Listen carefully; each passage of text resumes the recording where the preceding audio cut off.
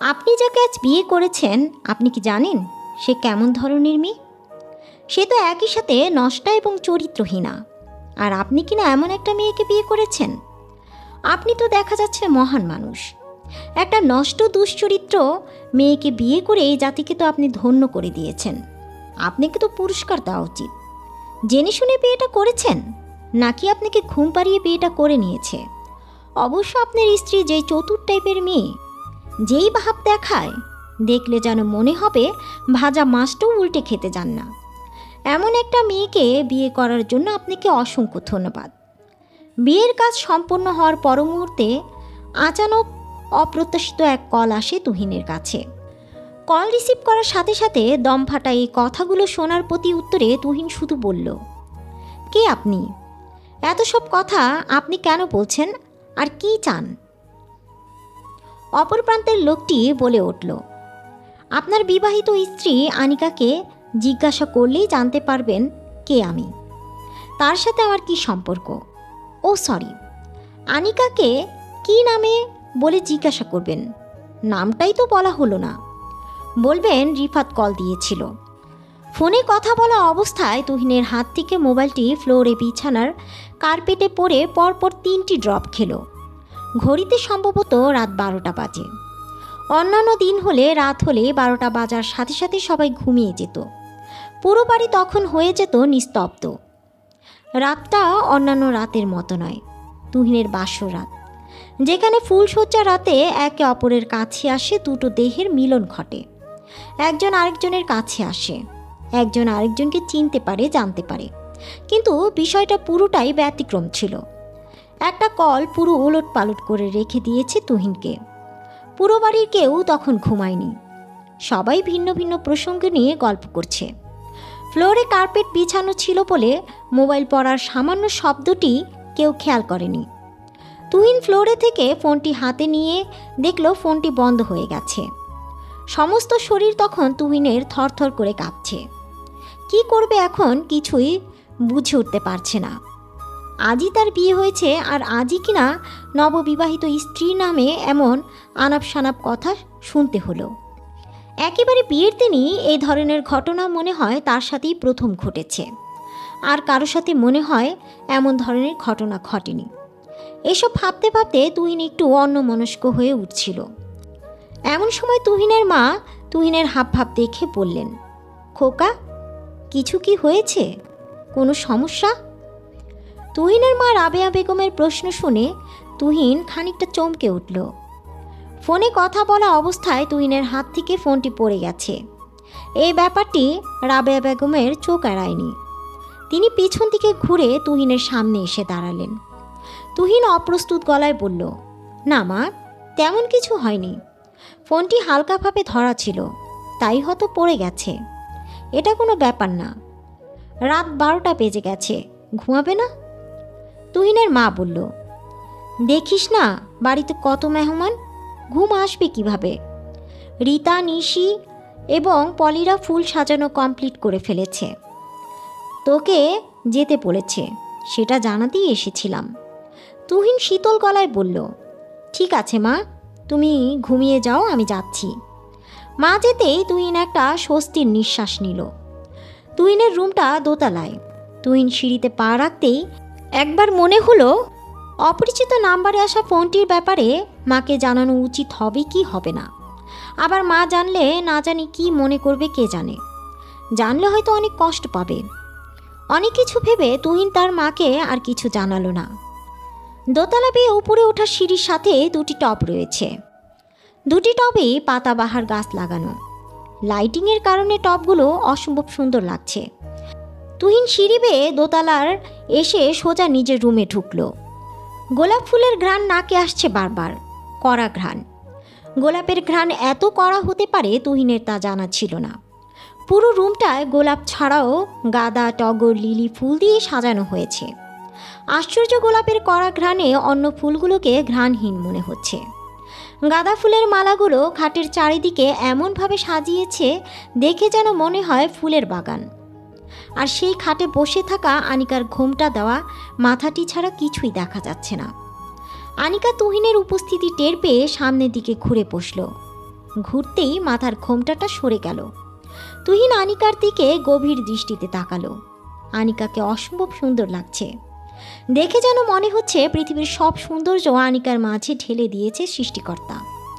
মাঝরাতে আকাশের মেঘ সরে গিয়ে হঠাৎ হঠাৎ চাঁদটি দেখা গেলে সেরকম সুন্দর লাগছে তাকে। আনিকাকে এতটা সুন্দর লাগছে কেন তুহিনের কাছে তা তুহিনের জানা নেই। হয়তো বাসর রাতেই পৃথিবীর একমাত্র রাত, যে রাতে চোখের দৃষ্টিভঙ্গি নিজে থেকেই সব কিছু সৌন্দর্য মণ্ডিত করে তোলে। তুহিন আনিকার চোখের দিকে মুগ্ধতার দৃষ্টিতে তাকালো।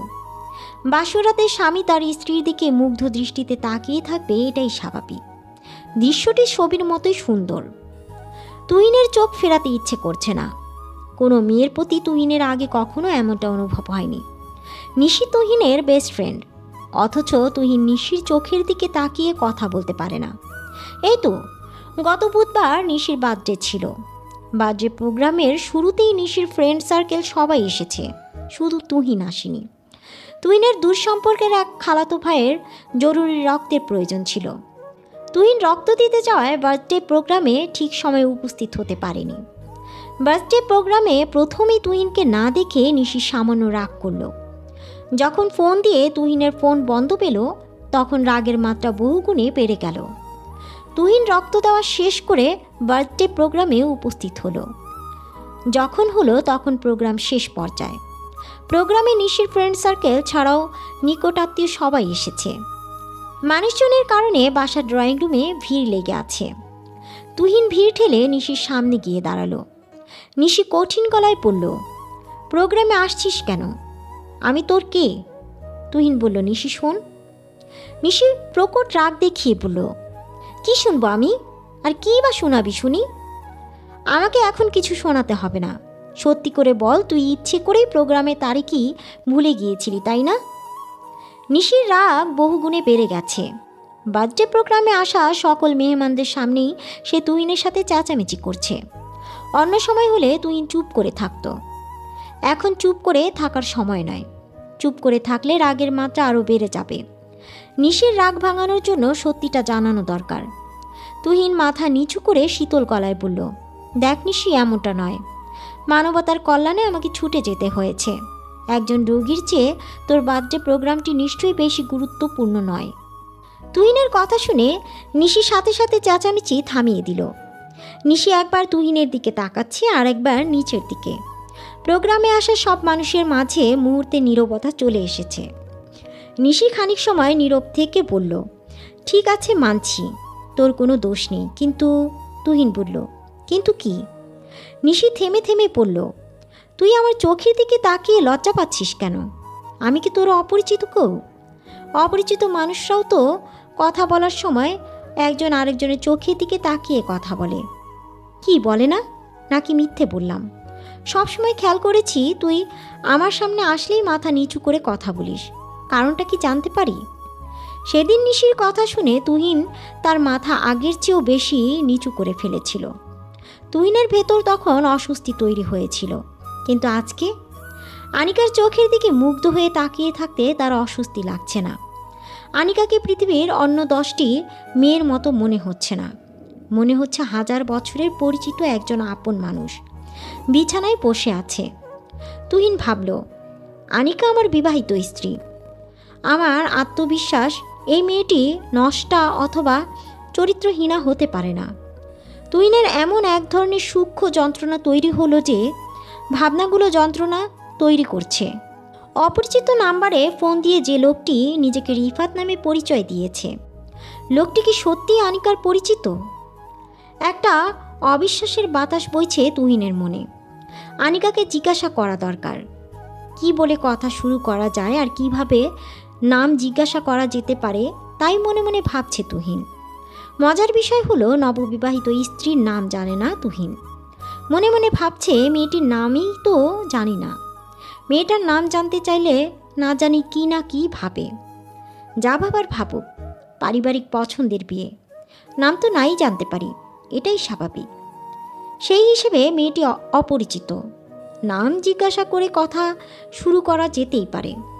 তুহিন প্রশ্ন করল আনিকাকে, নাম কি তোমার? আনিকা চুপ করে আছে। লজ্জা আড়ষ্ট আনিকার বুক দুরু দুরু কাঁপছে, চোখ তুলে তাকানোর সাহস হচ্ছে না। তার সামনে প্রশ্নের উত্তর শোনার অপেক্ষায় দাঁড়িয়ে থাকা নবস্বামীর দিকে। আর কী বা উত্তর দিবে? তবে সে মনে মনে ঠিক করলো আরেকবার প্রশ্ন করলে সে লজ্জা কিছুটা ভেঙে উত্তর দিবে। আনিকার চোখে এখন অপেক্ষার সংকেত। আরেকবার জিজ্ঞাসা করলে তবেই নামটি বলবে, তাই অপেক্ষা করছে। তুহিন দ্বিতীয়বারের মতো ক্ষীণ স্বরে বলল, নাম জিজ্ঞাসা করেছিলাম, জানতে পারি? আনিকা শব্দটি বলতে গিয়ে গলার স্বর আটকে গেল। তার কণ্ঠস্বর আনিকার কানে যাওয়া মাত্র অজানা এক শিহরণ যেন খেলে গেল আনিকার সর্বাঙ্গে। তুহিন গলাটা হালকা ঝেড়ে নিয়ে বলল, তুমি কি কোনো কারণে ভয় পাচ্ছ আমায়? আনিকা একটু তুতলিয়ে বলল, জি না। তুহিন আবারও বলল, দেখো তো, মনে হচ্ছে আমাকে তুমি ভয় পাচ্ছ। এত ভয় কিসের তোমার? নাকি অন্য কোনো কারণ আছে? আনিকা বলল, ভয় পাচ্ছি না, জানি না, তবে একটু নার্ভাস লাগছে, এই আর কি। অন্য কোনো কারণ কেন থাকবে? এ কথা বলছেন কেন? আনিকার মনে একটা প্রশ্ন জাগলো।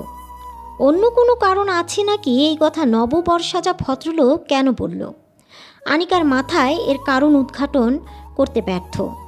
তুহিন বলল, নার্ভাস বা ভয় পাওয়ার কোনো কারণ নেই। আমাদের দুজনের মাঝে সম্পর্ক হলো স্বামী স্ত্রীর সম্পর্ক। এর মাঝে ভয়ের সম্পর্ক থাকতে নেই। থাকে অধিকার এবং ভালোবাসার সম্পর্ক। অধিকার ও ভালোবাসার সম্পর্ক, এই কথা শোনা মাত্র আবারও লজ্জারা এসে হানা দিল আনিকার মাঝে।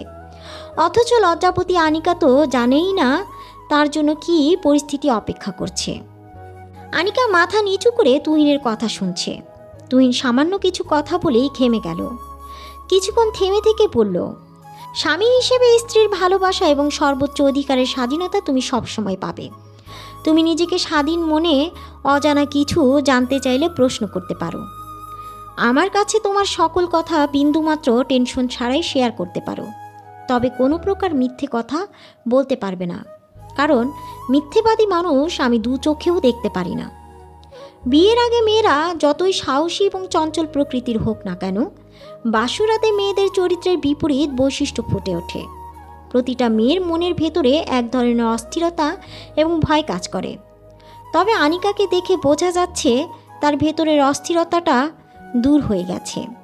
আনিকা কিছুটা নীরবতা ভেঙে সহজ গলায় বলল, আপনার কপাল পেয়ে ঘাম পড়ছে। আর আপনাকে এত চিন্তিত দেখাচ্ছে কেন? কিছু কি হয়েছে? তুহিনের কপালে বিন্দু বিন্দু ঘাম জমে আছে।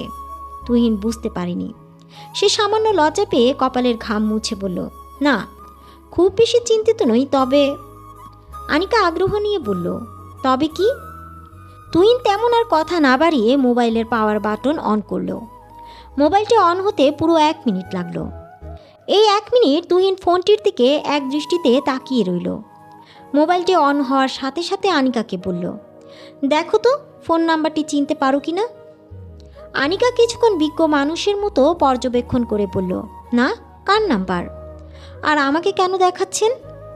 তুহিন নিজেকে একটু ধাতস্থ করে বলল, ঠিক আছে, নাম্বারটি যখন চেনোই না, নামটি বলছি। নামটি বললে নিশ্চয়ই চিনবে। নামটি পরিচিত হলে নাম বলার সাথে সাথেই চিনতে পারার কথা। রিফাত নামের একটি ছেলে ফোন দিয়েছিল। সেই ছেলেটি বলল তুমি তাকে চেনো এবং তার সাথে তোমার ঘনিষ্ঠ সম্পর্ক ছিল। এখন সত্যি করে বলো, রিফাতের সাথে তোমার কিসের সম্পর্ক?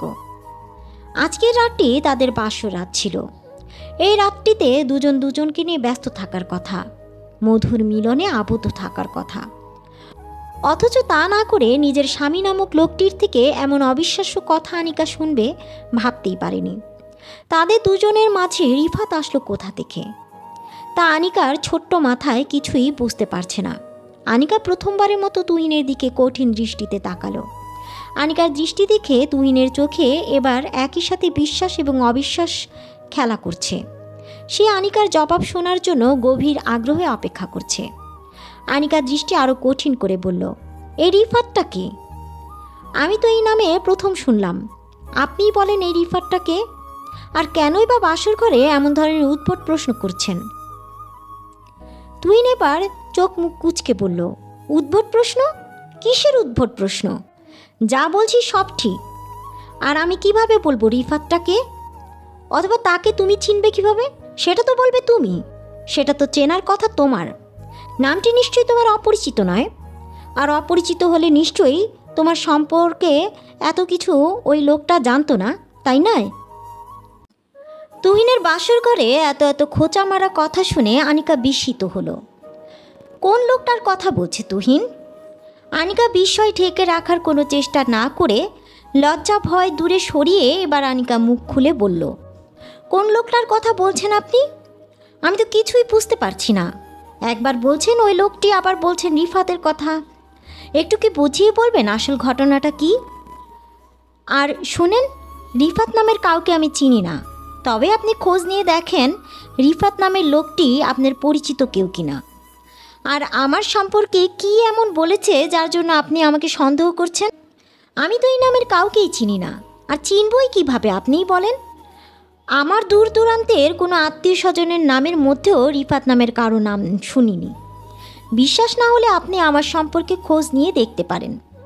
আনিকার কথাগুলো তুহিন বিশ্বাস করল, কারণ বিশ্বাস না করে উপায় নেই।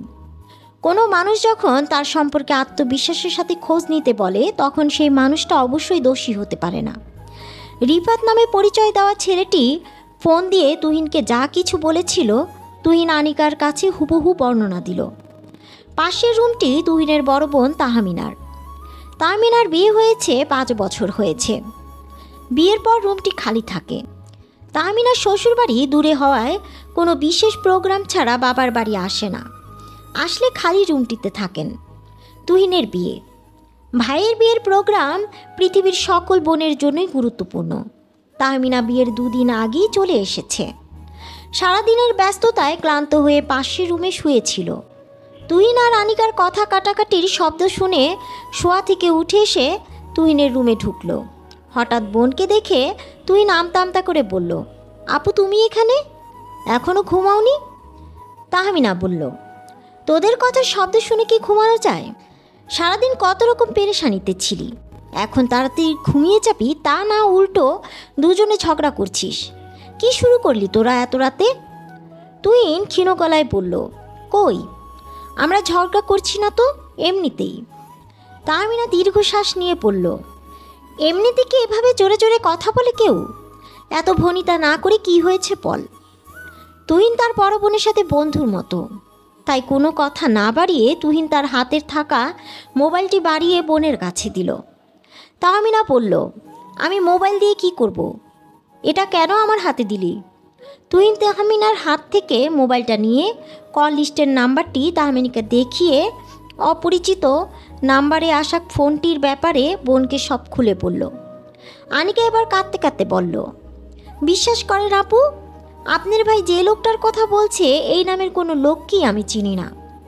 এবার তাহমিনা বলল, বাড়িতে এত মেহমান, সবাই জানলে ব্যাপারটা কোন পর্যায়ে যাবে বুঝতে পারছিস তোরা? তাহমিনা আনিকাকে ঘরে রেখে তুহিনকে টানতে টানতে বারান্দায় নিয়ে যায় আর বলল, কি শুরু করলি তুই? তুহিন বলল, জানি না আপু, আমার কি করা উচিত সত্যি বুঝতে পারছি না। তুহিন এবার গলা নামিয়ে চুপ হয়ে গেল। তাহমিনা কিছুক্ষণ চুপ থেকে বলল, একটা সম্পর্কের শুরু এবং শেষ দুটোরই মূল ভিত্তি বিশ্বাস। তুই সঠিক প্রমাণ পাওয়ার আগে মেয়েটাকে অবিশ্বাস করছিস কেন? সঠিক প্রমাণ না পাওয়া পর্যন্ত তোকে অবশ্যই সম্পর্কটা টিকিয়ে রাখতে হবে, বিশ্বাস নিয়েই টিকিয়ে রাখতে হবে। আনিকা এমন ধরনের মেয়ে হতে পারে এটা আমার নিজেরই বিশ্বাস হচ্ছে না। ঠিক আছে, তুই এখন বারান্দায় থাক, আমি আনিকার সাথে কথা বলে দেখছি। তুহিন বারান্দায় দাঁড়িয়ে রইল। তাহমিনা আনিকার সাথে কি কথা বলছে সেই স্পষ্ট শুনতে পারছে না, তবে তার মনে সামান্য স্বস্তি ফিরে এসেছে। তুহিন মোবাইলটির ডিসপ্লের দিকে তাকিয়ে ভাবল, নাম্বারটিতে কল দিয়ে রিফাত নামের লোকটির সাথে কথা বললে কেমন হবে? আনিকাকে সে কিভাবে চিনে জানতে চাইলে বলবে তো? অবশ্যই বলবে, বলা উচিত, কেন বলবে না? তুহিন কল করতেই ওপাশ থেকে কেউ বলে বসলো, আপনার ডায়ালকৃত নাম্বার এই মুহূর্তে সংযোগ দেওয়া সম্ভব হচ্ছে না। তুহিন পরপর 5 বার ট্রাই করলো। প্রতিবারই এই কথাটি শুনতে হলো তার। যে মানুষটি নিজের নাম বলে দিয়েছে সেই লোকটি ফোন বন্ধ করে রেখেছে কেন? নাম বলে দেওয়া মানুষটি নাম্বার বন্ধ করে নিজেকে লুকাতে চাইছে না তো? নিজের পরিচয় গোপন রাখতে চাইলে নামটি না বললেও তো পারত। লোকটি কি তাহলে আমার নিজেরই পরিচিত কেউ? কে হতে পারে? হাজারো প্রশ্ন ঘুরপাক খাচ্ছে তুহিনের মাথায়। হঠাৎ মনে পড়ল তার ছোটবেলার বন্ধু আশিকের কথা। আশিক তুহিনের কাছের কয়েকজনের বন্ধুর মধ্যে একজন। তুহিনের যে কোনো সমস্যায় সবার আগে আশিককে জানায়। তুহিন আগে কখনো এই ধরনের সমস্যার সম্মুখীন হয়নি। সে বুঝতে পারছে না আশিকের কাছে পুরো ব্যাপারটি শেয়ার করা উচিত কিনা। তেমন কোনো কিছু ভাবতে না পেরে তুহিন আশিককে কল দিল। আশিক কল রিসিভ করেই বলল, কিরে দোস্ত, খবর কি? এমন একটা বিশেষ রাতে ভাবিকে রেখে আমাকে কল দিলে কোনো সমস্যা কি হয়েছে? আর ভাবিকে সময় না দিয়ে আমাকে সময় দেওয়ার মানেটা কি? আশিকের কথা শেষ হওয়ার সাথে সাথে তুহিন বলল, একটা বিশেষ ঝামেলা হয়ে গেছে। আশিক বিষণ্ণ ভরা গলায় বলল, কি ঝামেলা? আজ একটা অপরিচিত নাম্বার থেকে কল এসেছিল। কল দিয়েই আনিকার নামে উদ্ভট সব কথাবার্তা বলেছিল। তুই কি একটু দেখবি নাম্বারটা আমাদের পরিচিত কারো কি না? আশিক বলল, নাম্বারটি আমাদের পরিচিত কারো না হয়ে আনিকার পরিচিত তো হতে পারে। তুই কিভাবে ধারণা করছিস আমাদের কারো হবে? তুহিন দীর্ঘশ্বাস নিয়ে বলল, লোকটি আমার পরিচিত হলেও হতে পারে, কারণ আনিকার পরিচিত হলে আমার ফোন নাম্বার পাওয়ার কথা নয়। আশিক বলল, ঠিক আছে, নাম্বারটি দে, আমি দেখছি। বলেই আশিক কলটি কেটে দিল। তুহিন একবার বারান্দার এদিকে যাচ্ছে তো আরেকবার ওই দিকে যাচ্ছে। পুরো বারান্দা জুড়ে পায়চারি করছে। এক জায়গায় দাঁড়িয়ে থাকতে ভালো লাগছে না তুহিনের। তার ভেতরে অস্বস্তি শুরু হয়ে গেছে। এই অস্বস্তির কারণ কি তার জানা নেই। অপরিচিত একজন মানুষের কল পেয়ে আনিকার সাথে বাজে আচরণ করায়, নাকি অন্য কোনো কারণে তাও জানা নেই তুহিনের। ভেতরের দিকে কান্নার শব্দ আসছে। তুহিন বারান্দা থেকে রুমে আসলো। তামিনা আনিকার পাশে খাটে বসে আছে। তুহিন আনিকার দিকে তাকালো। আনিকার চোখ বেয়ে পানি পড়ছে। তুহিন সামান্য দূর থেকে দাঁড়িয়ে সেই দৃশ্য দেখছে। আনিকার পাশে বসে খুব বলতে ইচ্ছে করছে, আনিকা, কাঁদবে না প্লিজ। তোমার চোখের পানি আমার হৃদয়ের যন্ত্রণা বহুগুণে বাড়িয়ে দিচ্ছে। কিন্তু কিছুই বলতে পারল না তুহিন। একটা সন্দেহ একজন মানুষের সম্পূর্ণ ধ্যান ধারণা পাল্টে দিতে পারে। মানুষের জীবনটা কারো চোখে অনেক বড়, কারো চোখে ছোট, ক্ষুদ্র বালিকণার মতো। এই পার্থক্যটি তৈরি হয় জীবনের ইচ্ছেগুলোর পূর্ণতার উপর। জীবনে কোনো ইচ্ছেই অপূর্ণ থাকুক এটা কেউ চায় না। তবে চলার পথে এমন অনেক পরিস্থিতি আসে যখন ইচ্ছেগুলোকে আটকে রাখতে হয়। তুহিনের ইচ্ছে থাকা সত্ত্বেও আনিকার পাশে গিয়ে বসলো না। কিছুক্ষণ দাঁড়িয়ে থেকে বারান্দার দিকে আবারও পা বাড়াতেই আশিকের কল আসলো। তুহিন কলটি রিসিভ করে আগ্রহ নিয়ে বলল, কি হলো আশিক, কিছু জানতে পেরেছিস? ওদিকে হতাশার সুর। আশিক হতাশা গলায় বলল, ফোন নাম্বারটি বন্ধ, কোনোভাবেই ফোন ঢোকাতে পারছি না। ফেসবুক, হোয়াটসঅ্যাপ কোথাও সার্চ দিয়ে এই নাম্বার দিয়ে খোলা নাম ঠিকানা খুঁজে পাচ্ছি না। তুহিন শীতল গলায় বলল, আমাদের পরিচিত সবাইকে জিজ্ঞেস করেছিস?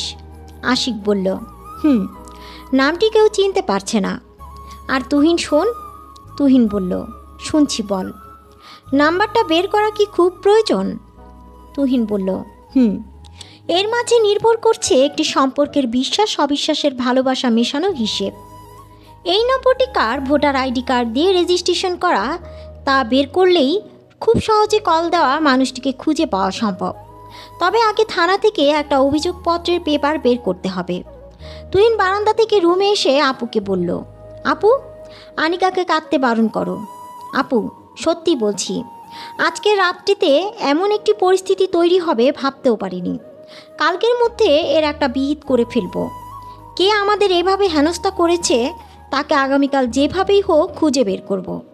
তাহমিনা আনিকাকে সান্ত্বনা দিয়ে কান্না থামালেও তুহিনের ভেতরের অস্বস্তি থামাতে পারেনি। তুহিন আনিকাকে বলল, অপরিচিত নাম্বারে আসা কলটির ব্যাপারে যেন বাড়ির কাউকে ততক্ষণ জানাবে না যতক্ষণ কল দেওয়া মানুষটিকে খুঁজে বের না করতে পারি। আনিকা, আমার মন বলছে রিফাত নামে পরিচয় দেওয়া মানুষটির সবগুলো কথা মিথ্যে ছিল। আমার মন কখনো মিথ্যে বলে না। তোমাকে প্রমিস করছি আগামীকাল সকালেই কল দেওয়া নাম্বারটির মানুষকে খুঁজে বের করে ফেলব। বসন্তকালে বাতাস ছাড়া পুরো দিনটিকে প্রাণহীন মনে হয়। আজকের দিনটি ব্যতিক্রমী। সকাল থেকেই বাতাস শুরু হয়েছে। রাতে আনিকার সাথে তাহমিনা ঘুমিয়েছিল। তুহিন তাহমিনার রুমে ছিল। অন্যান্য দিন তুহিনের ঘুম থেকে উঠতে দেরি হয়, আজকে হয়নি। সকাল 7টা বাজতেই ঘুম থেকে উঠে গেল। বাসার সবাই তখনও ঘুমিয়ে আছে, তাই তুহিন কাউকে না জানিয়ে সোজা আশিকের বাসায় চলে আসলো। আশিক এত সকাল সকাল তুহিনকে তার বাসায় দেখে বুঝতে পারলো পুরো ব্যাপারটি কতটা গুরুত্বপূর্ণ। আশিক দেরি না করে তুহিনকে নিয়ে থানায় আসলো। পুরো ব্যাপারটি ওসিকে বোঝাতে অনেকক্ষণ দেরি হলো। তবে যখন ওসি ঠিকভাবে বুঝতে পারলো, বোঝার পর নম্বরটির ডিটেলস বের করার অনুমোদন পেপার দিতে দেরি করলো না। তুহিন আশিককে নিয়ে সিমের কাস্টমার পয়েন্টে আসলো।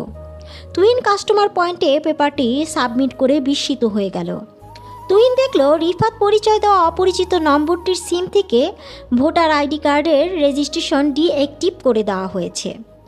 আশিক থমথমে স্বরে বলল, রিফাত, পরিচয় দিয়ে যে মানুষটি তোকে কল দিয়েছে, আমার মনে হয় লোকটি পুরো কাজটি পরিকল্পিতভাবে করেছে, নয়তো রেজিস্ট্রেশন ডিঅ্যাক্টিভ করে দেওয়ার কথা নয়।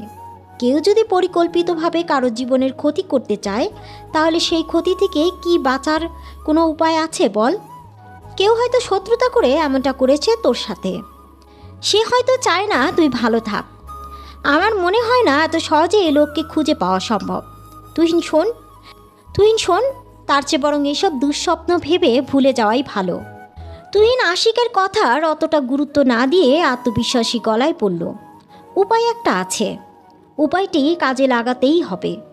যদি কাজে লাগিয়ে সত্যটা বের করতে পারি, তাহলে দীর্ঘস্থায়ী হবে বিশ্বাস আর ভালোবাসার পরিপূর্ণ একটি সম্পর্কের। আশিক বলল, আর কোন উপায়ের কথা বলছিস তুই? যাই করছি সব জায়গা থেকে তো নিরাশই হচ্ছি। তার চেয়ে বরং একটা কাজ কর ভাই, অনেক তো হয়েছে, কম চেষ্টা তো করলি না। এবার চল বাসায় ফিরে যাই। তুহিন বলল, তুই যা, কিন্তু আমি যাব না। আমি এর শেষ দেখে ছাড়ব। আশিক অবাক হয়ে বলল, তুই কি পাগল হয়েছিস? যাবি না মানেটা কি? কেন যাবি না তুই? তুহিন শঙ্কিত গলায় বলল, আনিকার সামনে কোন মুখে নিয়ে দাঁড়াবো? তুই নিজেই বল। সঠিক প্রমাণ বের করতে না পারলে আনিকার সামনে গিয়ে দাঁড়াবো কিভাবে? অলরেডি আনিকার গায়ে একটা অবিশ্বাসের ট্যাগ লাগিয়ে দিয়েছি। সারা জীবন দুজনের মধ্যে একটা অবিশ্বাসের দোলাচল খেলে যাবে। আশিক বলল, বুঝলাম তোর কথা, কিন্তু এই মুহূর্তে তোর বাসায় থাকাটাও তো বেশি জরুরি। ফোনের এই ব্যাপারটি যদি বাসার সবাই জেনে যায়, অবস্থাটা কি হবে সেটা চিন্তা করে দেখেছিস একবার? তুহিন খানিকক্ষণ ভেবে দেখল আশিক ভুল কিছু বলেনি। তুহিনের বিয়ের অনুষ্ঠানে আসা কাছের আত্মীয় স্বজন এখনও অনেকেই রয়ে গেছে তাদের বাড়িতে। এই মুহূর্তে রিফাত নামের অপরিচিত মানুষের কথাগুলো জানলে পুরো ব্যাপারটি কেউ পজিটিভভাবে নিতে পারবে না। সবার মাথায় অদ্ভুত সব চিন্তা চলে আসবে, যেই চিন্তাগুলো খুব সহজেই তুহিন এবং আনিকার মাঝে স্বামী স্ত্রীর সম্পর্কটি নষ্ট করে দিবে। তখন কি করবে তুহিন? সম্পর্কটি তখন টিকিয়ে রাখতে পারবে তো? অনেক কিছু ভেবে ওরা দুজনে বাসায় ফিরে যাওয়ার জন্য দেবপুর স্টেশন থেকে সিএনজিতে উঠল। দেবপুর হলো তুহিনদের বাড়ি থেকে সবচেয়ে কাছের স্টেশন। স্টেশনের সাথে একটি দিঘি রয়েছে। দিঘিকে কেন্দ্র করে গড়ে উঠেছে দেবপুর দিঘির পাড়ের বাজার। বাজার থেকে সিএনজি করে বাসায় যেতে 1 ঘন্টা লাগে। তবে সিএনজিতে 5 জন যাত্রী ছাড়া ছাড়ে না। তাড়াতাড়ি বাসায় ফিরে যাওয়ার জন্য তুহিন সিএনজিটি রিজার্ভ নিয়ে নিল। সিএনজি দ্রুত গতিতে চলছে তার আপন গতিতে। গাড়ির ভেতরে বসা দুজনেই চুপচাপ বসে আছে। ড্রাইভাররা সবসময় গাড়ি চালানোর সময় যাত্রীর সাথে কথা বলতে পছন্দ করে। এই ড্রাইভার কিছুটা ব্যতিক্রম ছিল। সে নিজে কোনো শব্দ না করে গাড়ি চালিয়ে যাচ্ছে আপন গতিতে। 5 মিনিট পরেই গাড়ি তুহিনের বাসায় পৌঁছে যাবে। তুহিন হঠাৎ নীরবতা ভেঙে বলল, মামা, গাড়ি ঘোরান। আশিক অবাক হয়ে বলল, গাড়ি ঘোরাবে মানে? বাসায় যাবি না? আশিকের কণ্ঠে এবার বিরক্তির ছাপ স্পষ্ট। আর বলে, বুঝতে পারছি না তুই কখন কি করছিস। বর্তমানে তুই নিজেও পাগল আর আমাকেও পাগল বানাবি। তুহিন উত্তেজিত গলায় বলল, ড্রাইভার মামা, এক্ষুনি গাড়ি ঘুরান, দেবপুর বাজারে ফিরে যেতে হবে। আশিক শোন, সব প্রশ্নের উত্তর ওখানে গেলেই পেয়ে যাবি, এখন বকবক করে আমার মাথা খাস না তো। আশিক আর কথা বাড়ালো না। ড্রাইভার গাড়ি ঘুরিয়ে দেবপুর বাজারের উদ্দেশ্যে গাড়ি ঘোরালো। হঠাৎ করে গাড়ি ঘুরিয়েছে কেন, ড্রাইভার এ জাতীয় কোনো প্রশ্ন না করে আগের মতো চুপচাপ গাড়ি চালাচ্ছে। গাড়ি দেবপুর বাজারে এসে থামল। আশিক তুহিনের কর্মকাণ্ড কিছুই বুঝতে না পেরে কঠিন গলায় বলল, এখানে ফিরে আসার কোনো মানেই হয় না। শুনি তো, কি করবি এখন? তুহিন বিরস গলায় বলল, সিমের কাস্টমার সার্ভিস পয়েন্টে যাব। তুহিন বিরক্ত হয়ে বলল, আবারও কেন যাবি? তুহিন আত্মবিশ্বাসী গলায় বলল, দেখব আজকের দিনে এই সার্ভিস পয়েন্টে কয়টা সিম ডিঅ্যাক্টিভ করা হয়েছে। আশিক বলল, পাগল হয়ে গেছিস? এগুলো জেনে কি করবি শুনি? আর রিফাত নামের ছেলেটি এখানে এসে সিম ডিঅ্যাক্টিভ করাবে কেন? তুহিন শীতল গলায় বলল, আমার বাসা থেকে এই সার্ভিস পয়েন্টটি সবচেয়ে কাছে। যদি আমার পরিচিত কেউ হয়ে থাকে তাহলে এখান থেকে ডিঅ্যাক্টিভ করাবে। আনিকার পরিচিত কেউ হলে কিছুই করার নেই, তবে চেষ্টা করে তো দেখতেই পারি। ঠিক বলেছিস, আনিকার পরিচিত কেউ হলে ডিঅ্যাক্টিভ করাতে এখানে আসার প্রশ্নই ওঠে না। চল দেখি আজকে দিনে যে সিমগুলো ডিঅ্যাক্টিভ করেছে, ডিঅ্যাক্টিভ করা নম্বরের লিস্টের সাথে কল দেওয়া নম্বরটি মিলে কিনা। কাস্টমার কেয়ারের লোক তুহিন আর আশিককে দেখা মাত্র বলল, স্যার আপনারা আবার এসেছেন কেন? বলেন কি হেল্প করতে পারি? সার্ভিস পয়েন্টের কর্মকর্তার কথা শোনার পরপরই আশিক বলল, আজকে সকাল থেকে এই পর্যন্ত যতটা সিম ডিঅ্যাক্টিভ করা হয়েছে সেই লিস্টটি প্রয়োজন। কাস্টমার কেয়ারের লোকটি বলল, সরি স্যার, এই লিস্ট বিশেষ প্রয়োজন ছাড়া সাধারণ কাস্টমারকে দেখানোর নিয়ম নেই। তুহিন বিনয়ী স্বরে বলল, ব্যক্তিগত প্রয়োজনের হিসাবটা যখন একটি সামাজিকতার বন্ধনের ভবিষ্যৎ নির্ভর করে তখন কি সেই প্রয়োজনীয়তাটাকে আপনারা বিশেষ প্রয়োজন বলবেন? সকাল থেকে এখন পর্যন্ত মোট 3টি সিম ডিঅ্যাক্টিভ করানো হয়েছে। সার্ভিস পয়েন্টের কর্মকর্তা ল্যাপটপ থেকে 3টি নম্বর প্রিন্ট করে তুহিনের হাতে দিতেই তুহিনের চোখ আনন্দে ঝলমল করে উঠল। রিফাত পরিচয় দেওয়া অপরিচিত নম্বরটি ডিঅ্যাক্টিভ করা সিমের লিস্টের প্রথমেই রয়েছে। তুহিনের শ্বশুরবাড়ি অর্থাৎ আনিকাদের বাড়ি দেবপুর বাজার থেকে 120 কিলোমিটার দূরে। আনিকার পরিচিত কেউ এত দূর থেকে দেবপুর বাজারের সার্ভিস পয়েন্টে এসে সিম ডিঅ্যাক্টিভ করাবে না। তুহিন ভাবল, আমার পরিচিত যেই মানুষটি এই কাজটি করেছে, কেন করেছে? সে তো আমার নামে মিথ্যা অভিযোগ দিলে পারত, আনিকার নামে কেন দিল? আশিক মোটা গলায় বলল, আপনাদের দরজায় লাগানো সিসি ক্যামেরার আজকের দিনের রেকর্ড করা পুরো ভিডিও ফুটেজ দেখানো যাবে। সিমটি ডিঅ্যাক্টিভ করানোর জন্য যে ছেলেটি এসেছিল তাকে দেখতেই চাই, হয়তোবা দেখলেই চিনতে পারবো। সার্ভিস কর্মকর্তা চেয়ার থেকে উঠে সিসি ক্যামেরা মনিটরিং ল্যাপটপের সামনে গিয়ে বসল। তুহিন ও আশিক তার পেছনে 2টি চেয়ার টেনে পাশে বসল। সকাল থেকে সিসি ক্যামেরায় রেকর্ড করা ভিডিও ফুটেজটি প্রথম থেকে চালু করা হলো। ভিডিও টেনে টেনে দেখতে হলো না। ভিডিও শুরুর 10 মিনিটের মাথায় তুহিন একই সাথে বিস্মিত এবং হতভম্ব হয়ে গেল। ভিডিওতে তুহিনের পরিচিত খুব কাছের একজন মানুষকে সার্ভিস পয়েন্টে ঢুকতে দেখা গেল। সে আর কেউ নয়, তুহিনের বেস্ট ফ্রেন্ড নিশি। আশিক বরফ শীতল গলায় বলল, ভেবেছিলাম পরিচিত কোনো ছেলে বন্ধু হবে, কিন্তু নিশি তোর বেস্ট ফ্রেন্ড হয়ে কেন এই কাজটি করতে গেল? নিশি কি চায়? তুহিন বিষণ্ণ গলায় বলল, জানি না। নিশি কেন পরিকল্পিতভাবে আমার ক্ষতি চাচ্ছে? কথাগুলো বলতে গিয়ে তুহিনের গলার স্বর আটকে গেল। তুহিনের এমন মুহূর্তটি দেখে সার্ভিস কর্মকর্তাও মর্মাহত হলেন। আশিক বলল, এবার চল, এক্ষুনি নিশির বাসায় যাব। বলেই আশিক উঠে দাঁড়ালো। তুহিন বলল, আমরা দুজন নয়, সাথে আনিকাকেও নেব, নয়তো আনিকাকে সন্দেহ করার কারণে অপরাধী হয়ে থাকতে হবে। পৃথিবীতে কোনো স্বামী তার স্ত্রীর কাছে বিনা অপরাধে অপরাধী হয়ে থাকতে চায় না, উল্টো নিজের ভুলগুলো ঢেকে রাখতে চায়। আশিককে নিয়ে তুহিন বাসায় ফিরে এসে সামান্য পরিমাণ দেরি করল না। আনিকাকে সাথে নিয়েই নিশির বাসায় রওনা দিল। আনিকা বলল, আমাকে সাথে নিয়ে কোথায় যাচ্ছেন? কি হলো বলেন? আমি সাথে গিয়ে কী করব?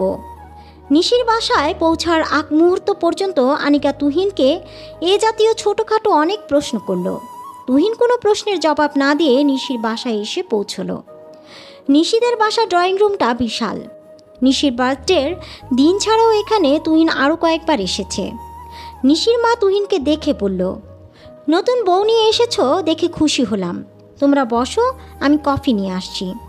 তুহিন শব্দ করে পড়ল, আন্টি কফি আনতে হবে না, নিশিকে ডাকুন, ইম্পর্ট্যান্ট কিছু কথা আছে, আপনিও বসুন।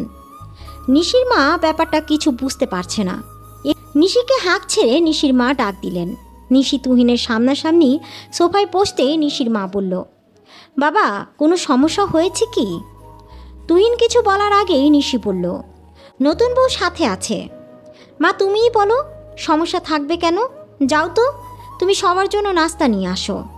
তুহিন হাতের ফোনটি সামনে এগিয়ে দিয়ে ফোনের কল লিস্টের নাম্বারটি নিশিকে দেখিয়ে বলল, এই নাম্বারে ফোন দিয়ে আনিকার নামে এসব বাজে কথা বলেছিস কেন?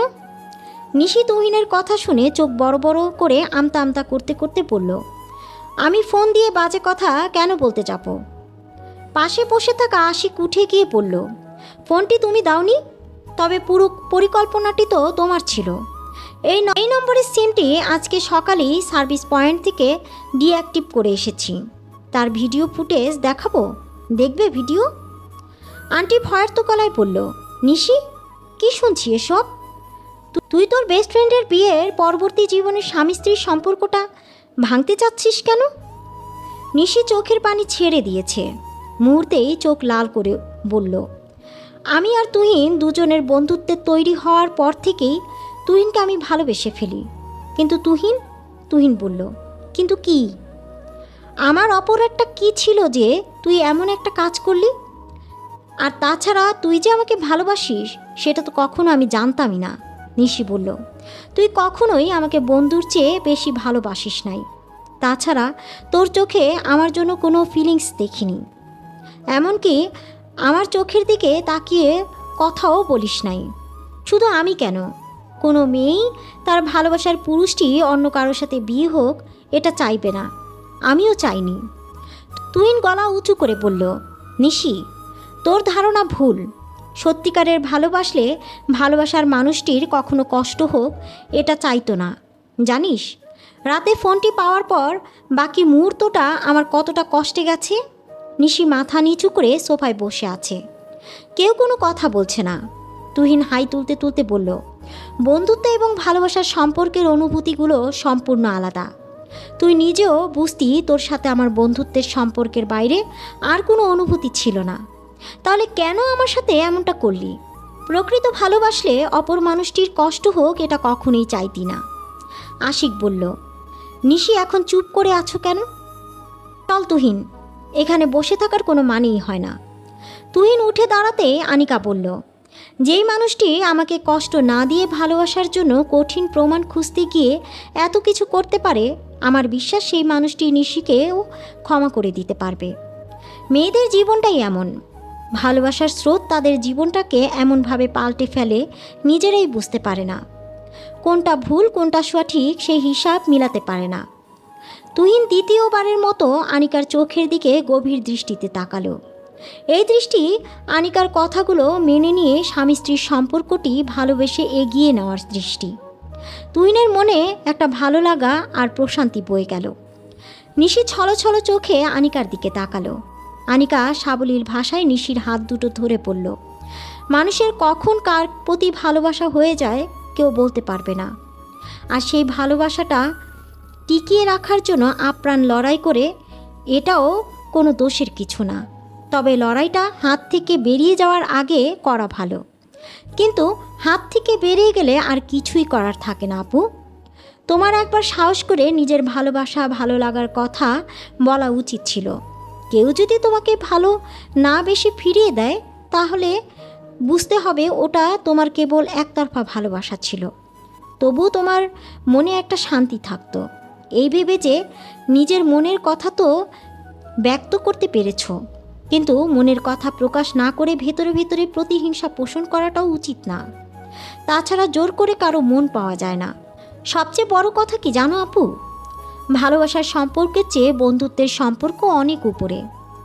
এবার নিশি চোখের পানি ছেড়ে দিয়ে আনিকাকে জড়িয়ে ধরে কাঁদতে কাঁদতে বলল, আমাকে ক্ষমা করে দাও। তুমি ঠিকই বলেছ আনিকা, আজ আমার শান্তি লাগছে, কারণ আমার মনের কথা আমি প্রকাশ করতে পেরেছি আর আমার ভুলও বুঝতে পেরেছি। তুহিন হতবাক হয়ে আনিকাকে দেখছে আর ভাবছে, আনিকার জায়গায় হয়তো অন্য কোনো মেয়ে কিছুতেই নিশির মতো মেয়েকে ক্ষমা করতো না, কারণ নিশি একটা সম্পর্ক ভাঙার চেষ্টা করেছে, যা নিতান্তই একটা অপরাধ। অথচ আনিকা কত সুন্দর করে নিশিকে বুঝিয়েছে। আজ আনন্দ লাগছে এই ভেবে যে আনিকার মতো একটা জীবন সঙ্গী পেয়েছি। এরপর নিশি তুহিনের কাছেও ক্ষমা চেয়ে নেয় আর বলে, আমাদের এই বন্ধুত্বের সম্পর্ক আজীবন রাখবি তুহিন? তোর মতো আর আনিকার মতো এমন বন্ধু আমি কখনোই হারাতে চাই না। আমাদের এই বন্ধুত্বের সম্পর্ক সারা জীবন রাখতে চাই। এভাবেই বেঁচে থাকুক প্রত্যেকটি সম্পর্ক, আর এভাবেই টিকে থাকুক সম্পর্কের বন্ধন। কাহিনীটি এখানেই সমাপ্ত হলো। কাহিনীর নাম সম্পর্ক। কাহিনীটি কেমন লাগলো অবশ্যই কমেন্ট করে জানাবেন। আর যারা এখনও চ্যানেলটি সাবস্ক্রাইব করেনি তারা এখনই চ্যানেলটি সাবস্ক্রাইব করে পাশে থাকা বেল আইকনটি বাজিয়ে দিন, যাতে পরবর্তী নোটিফিকেশন আপনার কাছে খুব সহজেই পৌঁছে যেতে পারে।